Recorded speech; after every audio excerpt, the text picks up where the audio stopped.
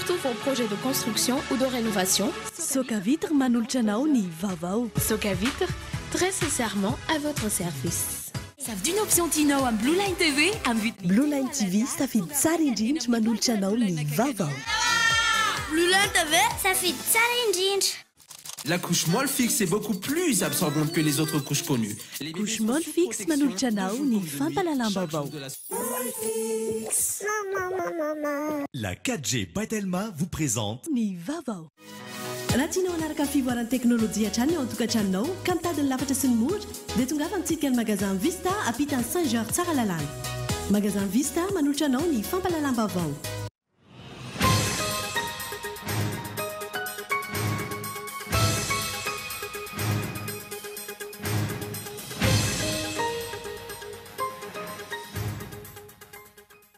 Tokony voatazona amin'ny taona 2024 ny fifidianana filoham-pirenena raha nambaran'ny KMF Knoe. Mitaky ihany koa izy ireo ny amoahana ny volavolan-dalàna ho fantatry ny rehetra mialohan'ny andalovana eny amin'ny antenimieram-pirenena. Sarotra ny fitadiavana lalam-barotra ho an'ny mpandraraha malagasy eo amin'ny sehatra fanondranana vatosoa mankany ivelany. Tonga ny ivelany ny vokatra malagasy saingy mpandraraha vahiny no mahazo tombony amin'izany. Manome fehim-potoana iray volana ny Ministeran'ny Fampianarana ambony sy ny fikarohana siantifika ny mpampianatra pikaroka eo anivon'ny CSS Antananarivo amalina ny fitakian'izy ireo. Izay no nivoatra nandritra ny fiaonana tamin'ny tompon'andraikitra avy amin'ny ministera. Tsy manaiky ny fandrodanana sy ny fikitiana ny tsenan'izy ireo mpivarotra etsy amin'ny petite vitesse. Milaza fa tsaona ely izany ary hisy ny fanadihadiana hoy ny eo anivon'ny boriboritany voalohany. Eo amin'ny maresaka iraisam-pirenena any Zimbabwe, tombotsoa maro no azon'ny filoha Mugabe taorian'ny fametrapelany. Andrasana ny fananganana ny gouvernemanta vaovao taorian'ny fianianan'ny filoha vaovao ny faran'ny herinandro lasa teo. Ary avetrany ary ny andindiny ny mahakasika ireo.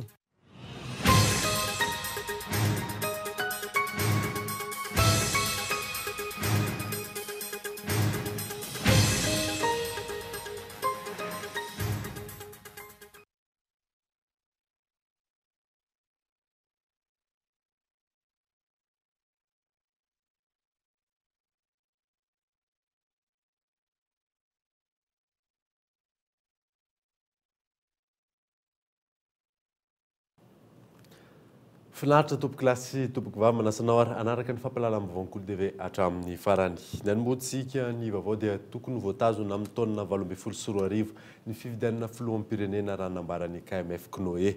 Taky ihany koa izy ireo ny amoahana ny volavolan-dalàna ho fantatry ny rehetra mialohan'ny andalovana eny amin'ny antenimieram-pirenena. Fanadadiana Miantarandrianaevo. Tokony tsisy olana ny fanantontosana ny fifidianana filoham-pirenena ny taona 2024 ary milamina ny fanatanteran'izany raha ny fanazavany eo anivon'ny KMF Knoe manoloana ny filazany teo anivon'ny CENI fa mila 13 sy 700 andro izy ireo ahafahana manomana antsakany sy andavana izay fifidianan'izay. Mipetraka hatrany ny ayay mikasika ny tsy mbola ivoahan'ny lalàna feny fifidianana ho fantatry ny rehetra mialohan'ny andalovana eny amin'ny antenimieram-pirenena.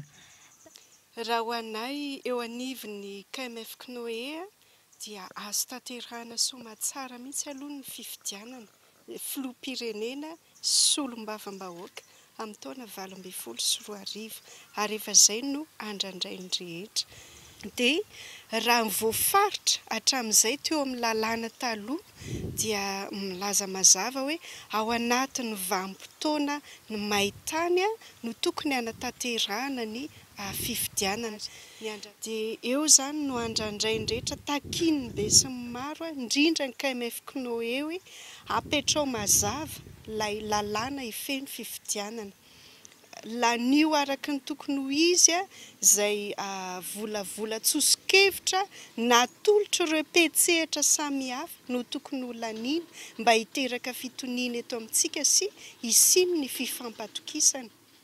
Taky ny ayain'ny mpanao politika sy ny fiarahamonim-pirenena samihafa mety hiteraka korontany eto amin'ny firenena raha toa ka tsy mangarara tanteraka ny fanomanana ny fifidianana. Mandritra ity fivoriana ara-potoana eny anivon'ny antenimieram-pirenena ity raha ny tokony ho izy no tokony handalo io volavolan-dalàna io.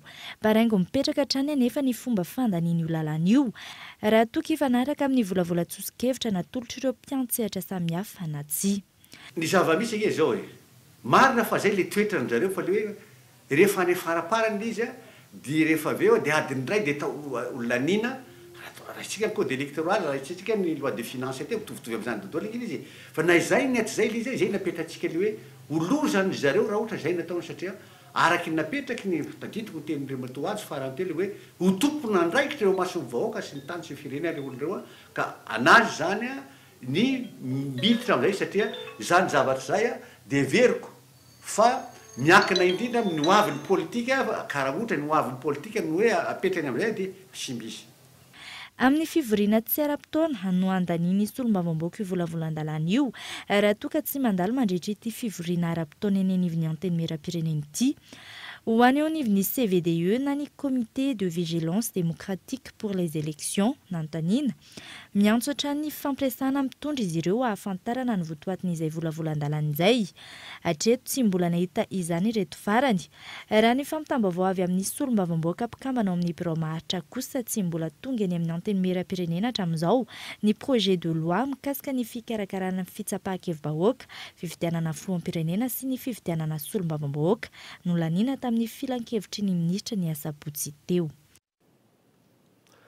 tsy mandeha araky ny tokony ho izy intsony ny fiainam-pirenena amin'ny lafiny rehetra ho ny firaisamonim-pirenena ity izany na eo amin'ny fampiarana ny diga ny fampihavanam-pirenena na eo amin'ny lafiny sosialy mioramanitra taorin'ny fanambarana nataon'ny FFKM mikasika ny fiainam-pirenena amin'izao fotoana izao naneo ny heviny mikasika io fanambarana io ny teo anivon'ny firaisamonim-pirenena tsy voahaja ireo dingana efatra napetraky ny FFKM mikasika indrindra ny fampihavanam-pirenena ho an'ireo firaisamonim-pirenena mbola sarotra ho an'ny Madagasikara no ahatongavana amin'ny fampihavanana marina lafiny maro ihany koa no mila dinihana manokana ao anatin'izany fampihavanam-pirenena izany pirenena zany tsy maro toerana misy zay zany azontsika ilazana azy amin'izao de anjarantsika tsirairay mieritreritra satria raha ny olo de ohatr'ireny no miresaka ohatr'ireny de misy zavatra tokony ahitsy ao satria io tsy resaka lalàna io na tsy haiko ny fanio ny olona zany yavana faly azo tombotsoa fotsiny fa le fampihavana tsy mipetraka araky ny tokony ho izy zany hoe raha azoko tsara ny tenin'ny FFKM de hoe le olona mihitsy aloha mila miaiky hoe nisy tsy nety tao de mifona zay foana zany zareo reny de hitan'zareo fa tsy zay le fomba nandrafetana an'le izy de tsy maropotsy raha tsy maro toerana le fampihavanam-pirenena tao amintsika saka fampihavanam-pirenena iazakazahana be moa izy io amin'izao fotoana zao le resaka fampihavanam-pirenena io nefa izay ve ny tena lahara-pahamena amin'izao zava-misy zao aloha satria raha ny fahitana azy tsy afaka miavana anatina fahantrana zany mihitsy sarotra be zany tokony jerena mihitsy aloha famahamana ny olana rehetrarehetra misy avy eo alefa miandalina zany fampihavanam-pirenena zany akoatran'ny manodidina ny fitantanana ara-politika tsy voafehy ihany koa ny olana ara-tsosialy mianjady mivantana amin'ny vahoaka tato anatin'ny taona vitsivitsy tsy mitsaha amin'ny rongatra ny tsy fandriam-pahalemana tsy misy vahaolana matotra hiatrehana ny fiakaran'ny vidim-piainana hatramin'izao FFKM zava-misy reny indrindra ny fotony ihany raha tsy resaka fotsiny ihany resaka ny sécurité fa ohatra zao any amin'ny asan-dahalo misy tena fokotany any amin'ny distrika sasany ihany tena foana mihitsy mitsoka le olona zany noho ny asan-dahalo de hitantsika koa ny zava-misy eto andrenivohitra na am'zany resaka tsy fandriam-pahalemana zay ny sosialim-bahoaka moa raha sosialim-bahoaka ny mazava azy fa ny hanikohanina ny tena votoatony de magnanara ny fije resaka hanikohanina zay jereo fotsiny hoe ohatrinona ny vidim-bary amin'izao fotoana zao de hitantsika angamba ny afaka mitsara daholo hoe aiza ho aiza ny vidim-piainana amin'izao fotoana ny resaka ankoatra izany mbola olana ihany koa ny tsy fisian'ny mangarahara sy ny fisian'ny endrika kolikoly amin'ny sehatra rehetra hatrany amin'ny sehatra ifotony izany ka hatrany amin'ny sehatra goavana ahitana ireo tompona andraikitra ambony tsy misy ny fampiarana ny lalàna indrindra amin'ireo olona ambony eto amin'ny fitondrana manome fepotona ray volana ny ministeran'ny fampianarana ambony sy ny fikaroana siantifika ny mpampianatra pikariko eo anivon'ny CSS Antananarivo amalina ny fitakiana izy ireo izay no nivoatra nandritra ny fionana tamin'ny tompona andraikitra avy ao amin'ny ministera teny Tsimbazaza io ny nasaina hatramin'ny farany taona izao no iandrasana ny famoahana na amin'ny ampahany ihany aza ireo tampikarama ny retraité chercheur izay miisa manodidina ny 100 mpikambana eo anivon'ny CSS Antananarivo Izay no nivoatra ny maraina teo nandritra ny fifampidiniana teo amin'ireo tompon'andraikitry ny ministeran'ny fampianarana ambony sy ny teo anivon'ny CSS Antananarivo. Hitarafana ny finiavan'ny ministera tompon'andraikitra amahany olana no antony nametrahana izay fepitoana izay raha ny fanazavana. Izany no natao dia mba isian'ny geste teknika eo amin'ny mitondra fanjakana ka handoavana izy ireo farafahatarany amin'ny volana Desambra ho avy izao ny ampahany amin'ireo indemnité de recherche ho an'ny retraité chercheur. Raha tsy ivana, efa nisy ny fiaonana teo amin'ny rototo niresahana ity tombontsoan'ny retraité chercheur ity ny taona 2024 saingy tsy nisy ny fampiarana izany taty aoriana. Raha tsy mitana ny teny nomeny ny ministera ampiantso fivoriam-be indray ny CSS Antananarivo andinina izay fipetra ho raisina ho hiatrany ny fanazavana. Marina fa hoe mety tsy voalohany nanomboka hatrany amin'ny janoary taona 2024 fa izahay kosa tsy sarotiny raha toka misy ny atomboka an zareo. Raha tsy misy moa ny ataon zareo ny amin'izay dia angamba hafandray ny fipetraky ny toedrarano dia ho hitantsika eo ny toiny satria ho an'ny CSS dia manana rafitra andraisana fanapahan-kevitra ka ny AG no andraisana fanapahan-kevitra manoloana ny mety. Nahoana no miandretsika toy izao hatrany ny mpitondra fanjakana vao mijery ny vahaolana mifanaraka amin'izany hoy ny mpanara-baovao. Toa ity tranga ity raha tsy nanao hetsika fanairana ny CSS Antananarivo tsy nisy toy ny fifanarahana natao ny taona 2024. Miandry ny fampiarana izany amin'ity taona ity ireo mpampianatra mpikaroka sy mpikaroka mpampianatra. Tsy manaiky ny fandrodanana sy ny fikitihana ny tsena ireo mpivarotra etsy amin'ny petite vitesse. Milaza fa tsaona hely izany ary isy ny fanadihadiana hoy eo anivon'ny boriboritany voalohany. Io no nasaina.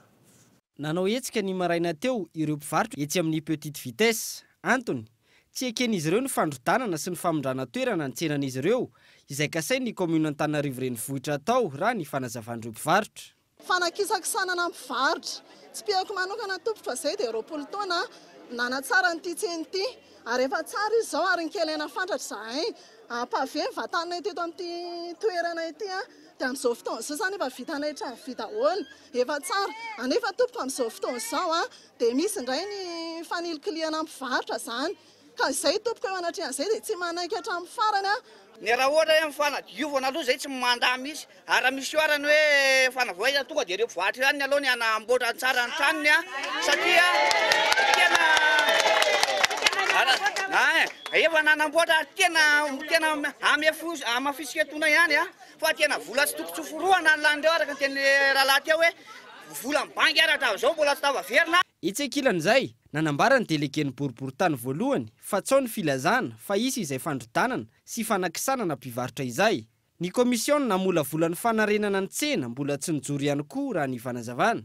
Dia hoe andao anangana komisiona fanorenana zany iarahana mijery zany hoe miaraka mijery hoe ahoana ny anatanterana ny tondrana n'le fotodrafitrasa zany hoe rehefa tafapetraka izay komisiona zay no mandinika ny rehetrarehetra. Eto dia tiana manamarika fa tsao avokoa zany zay resaka mandeha any efa misy plan any efa misy sary any ohatr'izao ny sy ny sisa sy ny zavy moa dia hiteny zavatra tsy misy fa hatreto aloha dia eo amin'izay dingana faharoa zay zany zao ny zavatra misy. Isy ny fanadihadiana isokatra raha ny fanazavana hatrany ahafantarana izay naneliny tsao ka nampikorotana ireo mpivarotra teny amin'ny petite vitesse tamin'ity androany ity. Maro ny ahiahin'ireo mpivarotra vokatry ny tsy fisiany mangarahara amin'ny raharaha tahaka izao toa nitranga teny amin'ny tsena Nanosbe sy ny esplanade Analakely. Ny teny amin'ny tsena Nanosbe raha tsy ivana nitarina ny tsena saingy nanaovan'ny mpanararaotra fitadiavam-bola ny fanomezana ny tsena ho an'ireo mpivarotra izay namidy hatramin'ny 400 tapitrisa ariary ny iray. Andrasana ny valin'ny fanadihadiana tanterahany eo anivon'ny commune Antananarivo renivohitra manoloana izay filazan'izy ireo fa tsao izay. Ny tsy fampiaran'ny fanjakana ny politika ny fananantany voafaritra ny taona 2024 no antony mampitomby ny ady tany manerana ny nosy ho ny firaisamon'ny pirenena raha nambaran'ny eo anivon'ny sif kosa indray dia ny finiavan'ny fitondram-panjakana no tsy misy. Fanadihadiana io no nasaina hatrany. Roa taona ty aorian'ny nandrafetana azy mbola tsy ampiaran'ny fitondram-panjakana ny politika ny fananantany izay no volavolaina ifanaraka amin'ny zavamisy sy ny tranga mateti-piseho eto Madagasikara mahatonga ny ady tany. tsy misy ihany koa ny programa nasionaly ny fananantany entina manatanteraka izany hatramin'izao raha nambarany teo anivon'ny fiarahamonim-pirenena SIF. Ireo mpisehatra rehetra amin'izay tontolon'ny fananantany izay no nandray anjara sy namolavola ny politika ny fananantany ny taona 2012 sy 2020. Isan'ireny ny fiarahamonim-pirenena SIF na ny sehatra-imbonana ho an'ny fananantany. Ny finiavana politika no tsy misy amin'ny mpitondra ankehitriny hoy Andriana Valonahaja, filoha-lefitra ny SIF, antony tsy nampiarana izany. Fampiarana azy mbola miaina amin'ny teo alohalo tsika fa mbola mila dingana zany satria izay ny fahatsapana azy eo amin'ny fampiarantsika mbola tsy ampy hoe ahoana marina ny ampiarana rehefa iny ny fanapahan-kevitra andraisana. Dia misy an'le tsy fahavononana ara-politika izany hoe le fanapahan-kevitra rehefa anapa-kevitra hoe hanao anty zavatra anankiray ity dia arahana asa le izy fa miaingany amin'le fanapahan-kevitra le voalohany. Lalàna vaovao no navoaka ny fanjakana tamin'ity taona ity izay manome vana ny mpiasan'ny fananantany fa tsy mitsinjo ny malagasy raha ny fanazavana hatrany. Efa voafaritra tao anatin'ilay politika ny fananantany nivoaka ny taona 2012 sy 2020 ny paikady amahana ireo olany fananantany eto Madagasikara izay nosokajiana ho dimy raha ny fanazavana azo. Ny fampahafantarana mazava hoe iza ary aiza ny tokony hanaovana ny dingana rehetrarehetra amin'ny lafin'ny fananantany. Io zany resaka lalàna an'izay matanjaka satria vola ny resahana, kolokolo ny resahana dia izana no tsy azahoan'izay vahana zany hoe tsisy amena tombontsoa manokana fa mitovy eo anatrehan'ny lalàna dia izay fampitovizan'izay tokony miainga ny fotony miainga amin'ny fampandraisana anjara ny tsirairay ny fotony mba hahafahana manala an'izay kolokolo izay. Itoy hatrany araka izany ny fifampidiniana eo amin'ny fiarahamonim-pirenena amin'ny sehatra ny fananantany mikasika ity lalànan'olaniana tsy nankatoavin'izy ireo ity. Ankoatra ireo, voarakitra ao anatin'ny politika ny fananantany nampahafantarana teny amin'ny CCI Vato ny taona 2012 sy 2020 ny fanamafisana ny fitsinjarana ny asan'ny fitsinjaram-pahefana sy ny fanapariam-pahefana ahafahana mamahy ireo olana miainga avy ny fotony. Ny fangararahana, ny tamberina ndraikitra eo amin'ireo izay rehetra mikirakira sy mitantana ny fananantany. Afaka fotoana fohy hotoizantsika ny vaovao izay ahitantsika ny fahasarotan'ny fitadiavana lalam-barotra ho an'ireo mpandraharaha malagasy eo amin'ny sehatry ny fanondranana vatosoa. Hijerentsika ihany koa ny marathon international de Tanaka ny lohahevitra amin'izany dia ny courir contre le sida. Fa mialohan'ireo miverina eto antsika aoriana ny dokavarotra.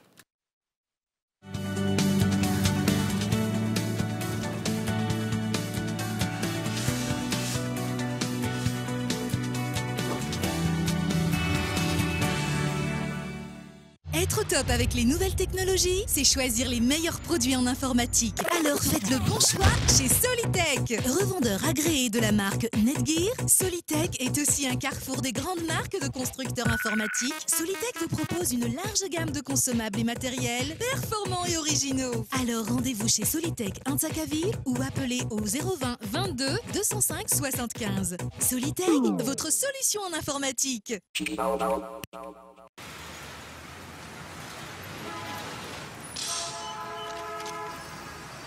Découvrez le délicieux goût de coco, léger, frais, qui vous fait voyager.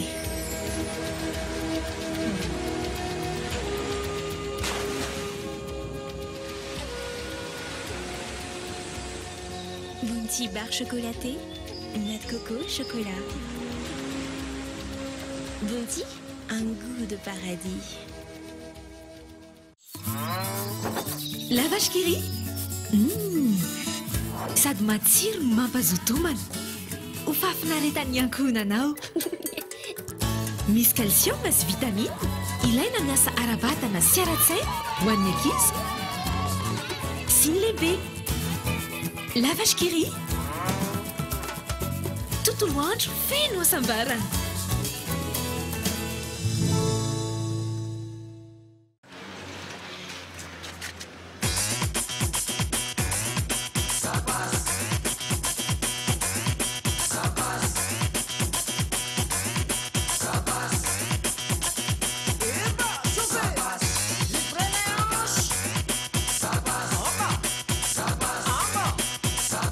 Bang bang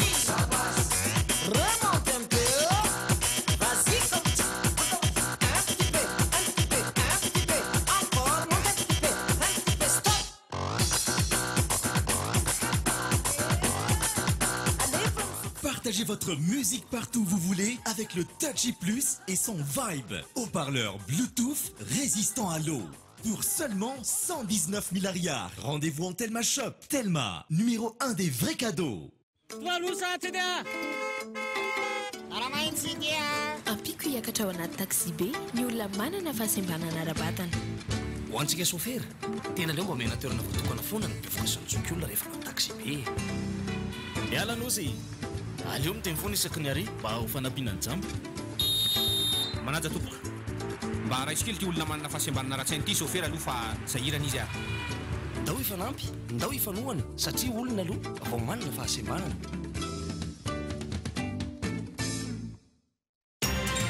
Mesdames, messieurs, chers parents, voici Théo, le bébé qui consomme le plus de liquide au monde. Le monde entier parle de lui. La vraie question est de savoir quelle couche peut absorber autant de liquide. Quelle couche Théo utilise-t-il? Mon fils Théo utilise bien sûr la couche de bébé la plus absorbante, la couche molle fixe. La couche molle fixe est beaucoup plus absorbante que les autres couches connues. Les bébés sont sous protection de jour comme de nuit, chaque jour de la semaine. Molle fixe. Maman.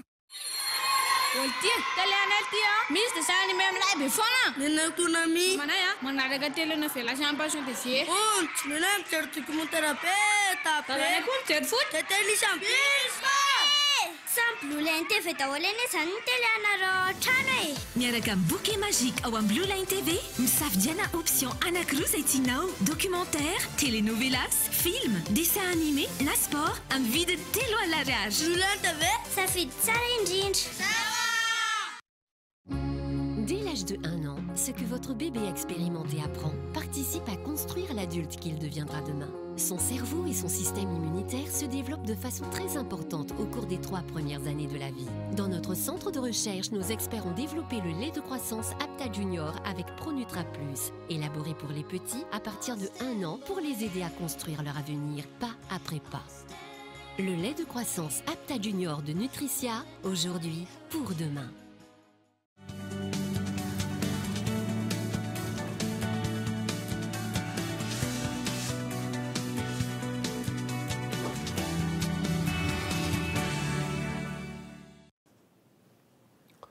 Ny anoizantsika ny vaovao ary dia sarotra ny fitadiavana lalam-barotra ho an'ny mpandraharaha malagasy eo amin'ny sehatry ny fanondranana vatosoa makany ivelany ihany. Tonga ny ivelany ny vokatra malagasy saingy ny mpandraharaha vahiny no mahazo tombony amin'izany. Faradadiny mihoramanitra. Firenena iavian'ny vatosoa isan'ny betsaka indrindra i Madagasikara maneran-tany, saingy tsy mpandraharaha malagasy no manondrana izany mivantana. Ahitana ireo karazana vato tadiaviny eo amin'ny tsena iraisam-pirenena ankilany Madagasikara. Noho ny tsy fahafantarana ny lalam-barotra, saika ireo mpandraharaha vahiny no misitraka izany eo amin'ny tsena iraisam-pirenena, izay manelanelana ny mpandraharaha malagasy sy ny mpividy eo amin'ny tsena iraisam-pirenena. Amin'izao fotoana izao, mitady lalam-barotra mivantana avy aty Madagasikara ny mpivarotra indianina. Plazan'zareo sy ny statistika aty aminay zany dia kely de kely ny hoe importation directe na pierre précieuse ny indien zany en provenance de Madagasikara. Fa zareo zany nilaza taminay fa zay ozy izy any Chine, Hong Kong, Sri Lanka, any zay ozy izy nividy. Nefa fantatray ozy izy fa avy any Madagasikara daholo reo vato reo, ka maninona zay ozy izy no andalo intermédiaire fa zao mihitsy ny terme tenena, on veut éliminer les intermédiaires, middleman ozy izy fa mila mifampiraharaha direct mihitsy zay hoe reto ny opérateur gasy dia mifampiraharaha direct amin'ny opérateur gasy, zay mihitsy ny tena terme nolazainy. Mbola lesoka hatrany ny fanaraha-maso ataon'ny fanjakana eo amin'ny fitrandrahana madinika iny fotony. Vokany midina ny vidin'ny vato sarobidy tonga eto an-drenivohitra ary matiantoka ireo mpandraharaha. Ena fotsiny ny vokatra azo ety amin'ny ville, zay ny azo atao. Fa tsy hoe afaka tsy voatery hividy mora izy ihany, fa mety ho zay no antony fidianana eny ambanivohitra, mety tia azo mialoha izy, fa mety isy mety mahazo mora ihany koa izy matoa tamananitra. Dia ny problème tsy ohatran'ny hoe tsy mandray andraikitra tsara zany ny fanjakana amin'le olona mividy any ifotony. Lasa tsy mandeha tana tohatra zany le lalàna feno varotra. Isy ny varotra fampiratiana ireo vato sarobidy avy aty Madagasikara izay ho tanterana any Inde ny volana Janoary 2024 avy zao. Tsy mbola misy hatreto ny famantarana manokana ny vatosoa miala avy aty Madagasikara rehefa tonga eo amin'ny tsena iraisam-pirenena izay tokony hampiakatra ny sandan'ny vatosoa. Lafim-baovao hafa kosa indray dia fitaovana azo entina manangana ny firenena iray ny tantara ny ranonambaran'ny mpandalina tantara. Mbola mipetraka olana anefa ny tsy fahafantarany amin'ny kamaron'ny malagasy ny antsipiriany amin'ny tantarany Madagasikara. Fanadiny Miora Mantratra. Mitana anjara toerana lehibe eo amin'ny fiainan'ny firenena iray ny tantara sy ny fahalalana izany. Raha ny eto Madagasikara manokana, tsy mbola azo lazaina ho manana ny toerana ny tantaran'ny firenena, hoy ny mpandalina. Tsy ampy entina mampafantatra ny tantara rehetra ny fitaovana eo am-pelantanan'ny malagasy. Voafetra ihany koa iantsakilan'izay ny fahafahan'ireo mpikaroka maneho ny asa fikarohana vitany. Mitohy hatrany ny fanoratana ny tantaran'ny Madagasikara, miainga amin'ireo zavamisy hatramin'izay ka hatramin'izao. Ity zany mba misy zavatra lavidavitra kokoa hita na ny fotoana anao anatin'ny fotoana zany na amin'ny elaela tany, le temps et l'espace ozy ny vazaha. Dia afaka mireharehantsika efa manana tantara lavitra be, mihoatra lavitra noho ny vazaha. Afaka mireharehantsika efa manana ny natao hoe fakokatsika, le vanim-potoana farak'izay tranahy indrindra zany manana antsika koa. Ary tokony rehareha zany dia manomboka an'izay no ahazoana manorina tsakijana moa fanoratana ny tantaran'ny Madagasikara, fa ahazoana manorina ny atao hoe firenena malagasy. Fa hatramin'izao ngely firenena malagasy mbola tsy voatsangatsika rehetra. Tahaka izany ihany koa ny kolotsaina. Fitaovana tokony hitondra fampivoarana eo amin'ny fiainan'ny firenena iray ny kolotsaina. Tsy izany anefa no misy raha eto Madagasikara manokana. Mbola tsy manana ny toerana tokony ho azy io kolotsaina io. Mba ahafahantsika mampandroso ny firenena dia tokony ataontsika lahara-pahamehana zany ny sotoavana sy ny fahendrena ary ny kolotsaina malagasy. Satria hita zany fa tena atao faralahy mihitsy ny kolotsaina eto amintsika zany. Ary tena atao akila-bao zany ny sotoavana sy ny fomba malagasy. Ka izay zany tsy maintsy ataontsika amin'ny fanjana ny sotoavana sy ny fahendrena malagasy mba ahafahantsika ho lasa lavitra. Manana ny maizy azy ny tantara sy ny kolotsaina malagasy izay tokony ho reharehan'ny firenena manontolo. Manana andraikitra amin'ny fiarovana ny sotoavana araka izany ny tsirairay. Andraikitry ny mpitondra ihany koa no mampiroborobo sy mampivelatra ny sehatra ho an'ny kolotsaina. Androano no sokafana tamin'ny fomba ofisialy ny symposium iraisam-pirenena ho an'ny kolotsaina, ny tantara ary ny civilisation dia ny ivato. Courir contre le sida, io ny lohahevitra amin'ny andiana faha-fito ambin'ny folo ny marathon international de Tana izay karakarain'ny All Trade Center Antananarivo. Fanadininy Mikael Ramanula. Ho an'ny Madagasikara manodidina ny 3 alina no heverina fa mitondra ny tsimikaretina VIH sida ary 770 amin'ireo hatreto no voamarina fa mitondra ny tsimikaretina tamin'ny fitiliana natao raha ny antotanisy avy amin'ny SECNLS, izany hoe aotra faingo aotra 200 ny mponina malagasy isa izay manamarina fa misy ny VIH sida ho iatran ny fanazavana. Amin'ny raha tena ankapobeny eo moa zareo namana atao gazety rehetra dia amin'izao fotoana izao dia ohatra mbola misy ny firahitanazana amintsika, ohatra mbola mieritreritra hoe tsy misy zany VIH sida zany raha eto a Madagasikara no resahana. Nefa raha ny taremarika misy amin'ny ankehitriny io ekena fa hoe mbola ambany ny ta raha Madagasikara satria mbola latsaky ny raha isan-jato isika raha nisaka ny 0,2% izao fotoana izao kanefa ny zava-misy nefa ny dia rehefa jerevana ny ankorafin'olona isan-karazany ireny dia misy fotoana mampataratra ihany rehefa mijery azy. Antony Raina mpitondraina ny lohahevitry ny hetsika marathon international de Tana andiany faha-fito ambin'ny folo courir contre le sida io tranga io. Ny SECNLS zany nahita ny fiantraikany sy ny drafitra apetraky ny marathon international de Tana izay resaka be dia be amin'ireo tanora dia nahita hoe tsara raha ararotina ny fotoana tahaka izao iresahana momba izany aretina izay azo tsaboana sy tarenanareo moa ny hetsika rehetra izay atao hiadivana amin'izany sida izany. Ny faharoa sy ny fahatelo ny volana Desambra izao no anatanterahana ny Marathon International de Tana andian'ny faha-17. Miisa 5 ny fifananana amin'izany dia ny marathon izay 2.7 kilometatra mahery, ny foulée écolo izay 10 kilometatra, ny handi run 10 kilometatra ihany koa ary ny marathons izay 2.5 kilometatra. Maresaka iraisam-pirenena kosa indray any Zimbabwe tombontsoa maro no azon'ny filoha Mugabe taoriana ny fametra-pialana. Andrasana ny fananganana ny gouvernemanta vaovao taoriana ny fanianana ny filoha vaovao ny farany herinandro lasa teo fanadina ao sariny France 24. Taorian'ny fametra-pialan'ny filoha Mugabe sy ny fiananan'ny filoha vaovao Emerson Mnangagwa ny farany herinandro lasa teo miandry ny toan'ny toedrarà iroponina ny Zimbabwe amin'izao fotoana izao. Ity filoha teo aloha ity izay tsy mbola fantatra mazava ny toerana misy azy. Fantatra fa efa nifanaraka tamin'ny fitondrana ankehitriny ny tenany. Tafiditra ao anatin'izany ny teti-bola mitetina $10,000 ankoatra ny karamana izay mitentina $5,000 mandra-pahafatiny. Mijanona ho tompony trano lehibe any Harare ihany koa ny tenany ary tsy afaka enjehan'ny lalàna. Ny fandaniany rehetra eo amin'ny lafin'ny fahasalamana sy ireo diany rehetra izay ho ataony any ivelany dia etoa ny fanjakana avokoa. Miantika ny fiarovana azy ihany koa ny fitondrana Zimbabweana ankehitriny. Naharitra adiny 4 ny fifanarahana teo amin'ny tafika sy ireo akaikin'ny filoha Mugabe. Misy amin'ireo mpifindra-monina ao Afrika Atsimo no mikasa hiverina ny Zimbabwe ankehitriny. Miandrandra fiovana eo amin'ny lafin'ny toe-karena sy politika ireo telo tapitrisa ny findra-monina no ny fitondran'i Robert Mugabe hatray. Nampanantena fanafoanana ny kolikoly sy fanantanterahana ny fividianana amin'ny taona ho avy manaraka izay ny filoha Emerson Mnangagwa. Alohan'ny sarana dia averina aminao ireo vaovao nisongadina tamin'ity alina ity. Tokony voatazona amin'ny taona 2024 ny fifidianana filoham-pirenena raha nambaran'ny KMF tokony ho e. Mitaky ihany koa izy ireo ny amoahana ny volavolan-dalàna ho fantatry ny rehetra mialohan'ny andalovana eny amin'ny anteny meram-pirenena.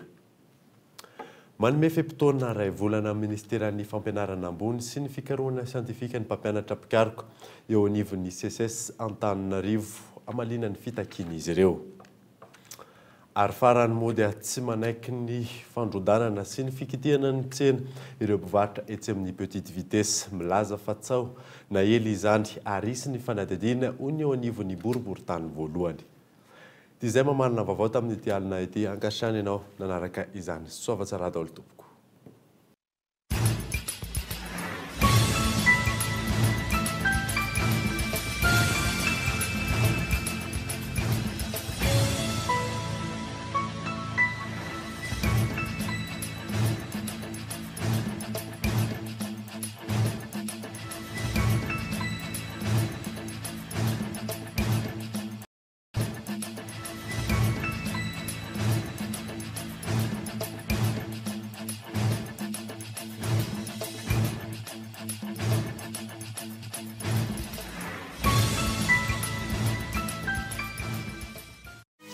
Raha tianao hanaraka ny fivoaran'ny teknôlôjia hatrany ao an-tokantranonao ka mitady ny lafatra sy ny mora dia tongava mitsidika ny magasin Vista ampitany Saint-Georges tsara lalàna. Na raha inao teo ny vaovao niaraka tamin'ny magasin Vista. La 4G by Telma vous a présenté Ni vaovao. La couche molle fixe est beaucoup plus absorbante que les autres couches connues. Na raha inao teo ny fampalalam-baovao niaraka tamin'ny couche molle fixe. Savent d'une option Tino à Blue Line TV Ny vaovao dia ny rahanao tamin'ny Blue Line TV safidy tsara indrindra. Blue Line TV, safidy tsara indrindra. Pour tous vos projets de construction ou de rénovation. Na raha inao teo ny fampalalam-baovao niaraka tamin'ny